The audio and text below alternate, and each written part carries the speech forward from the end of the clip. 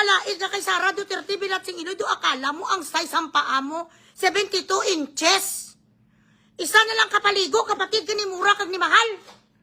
Ang totoo nga magulang mo si Dagol. Yun ang totoo. Grabe ka magwakal, hindi ko nag-comment sa kanya nga pagiging hambog.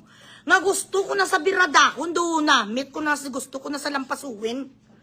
Grabe sa hambog mangdaot sa mga tao.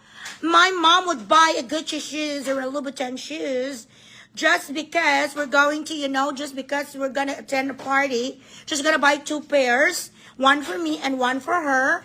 And she would buy me also a gown from Chiriret.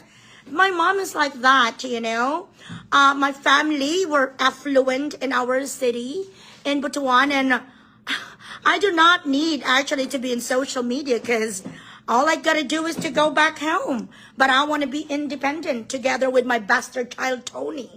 Amo ni ang mga drama sang itsosira. Marunong ka lang mag-Ingles, pero nuknukan ka sa kabubuan.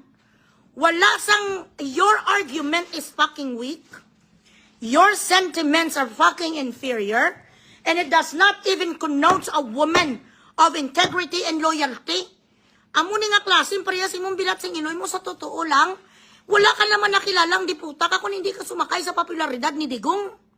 Simulat sa pulong 2020, nakisabay ka. Nag-apin-apin ka kay Digong ang diputa ka kasi grabe ang nagabuto sa kanya. Dumangimatay ka, may iyak-iyak ka pa.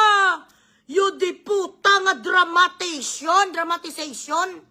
Halos ibigay mo ang kaluluwa mo kay Digong. Grabe ang into mo. Tapos nung nag-eleksyon binayaran ka lang sang gago nga baboy nga si Romualdez.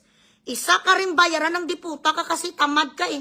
Wala kang alam nga trabaho, do akala mo bala ang linya sang kanyang buhay. Ang kinalakihan sang Bilatsing Iloy ang totoo niyang nanay, hindi utusan. Dapat marunong ka mamalansya, marunong kayo should be domesticated. Dahil the DNA that is embedded around you comes from a slave. Yon ang pamilya mo, utusan. Jamagno.